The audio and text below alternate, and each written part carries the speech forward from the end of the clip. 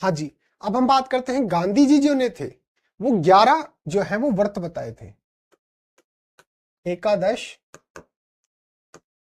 व्रत जो है वो किसने बताए थे? गांधी जी ने बताए थे। वो कौन कौन से हैं उसके बारे में हम यहाँ पर डिस्कस करने वाले हैं। तो सबसे पहले तो गांधी जी के जो 5 महाव्रत हैं, यहां पर तो हम सिर्फ व्रत पढ़ रहे हैं, 11 जो व्रत हैं वो, लेकिन 5 जो महाव्रत हमने पढ़े थे, सबसे पहले तो उनको शामिल कर लीजिए। तो सबसे पहले तो क्या आती है? सत्य, फिर अहिंसा, फिर अस्तेय, अपरिग्रह, अपरिग्रह, ब्रह्मचर्य। ये तो हो गए 5 महाव्रत। अब यहां से हम आगे बढ़ते हैं। जो 11 जो है वो क्या पढ़ रहे हैं हम? व्रत जो है वो गांधी जी के पढ़ रहे हैं। सबसे पहले तो शारीरिक श्रम। आदमी कुछ काम कर रहा है यानी कि श्रम कर रहा है, तो ओबियस सी बात है उसको भूख लगेगी। मैं याद करने का तरीका बता रहा हूं आपको।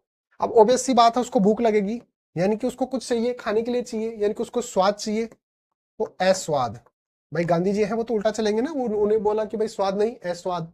ठीक है, अब कितने हो गए? 8 हो गए। 8 तक आपको याद हो गए? ठीक है, फिर बात करते हैं अस्पृश्यता की। तो अस्पृश्यता तो क्या होनी चाहिए? हटनी चाहिए, निवारण होना चाहिए अस्पृश्यता का। फिर सर्वधर्म समान, कितने हो गए? 9 हो गए। 10वां क्या था? सर्वधर्म समभाव, यानी कि सभी धर्मों के प्रति जो है वो हमारे को समान भाव जो है वो रखने चाहिए। फिर मैं क्या कर सकता हूं? अभय, यानी बिना भय के जो है वो अपने देश के अंदर घूम सकता हूं।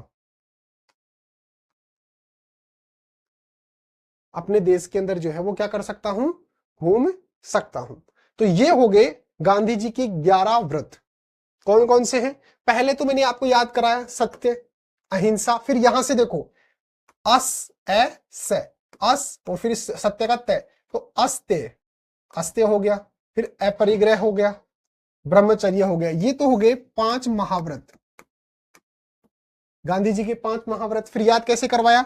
शारीरिक अगर आप क्रम कर रहे हैं, कार्य कर रहे हैं, तो आपको भूख लगेगी, स्वाद की जरूरत पड़ेगी, खाने की जरूरत पड़ेगी, लेकिन गांधी जी ने बोला अस्वाद। फिर 2 चीजें हैं, एक तो अस्पृश्यता और एक धर्म।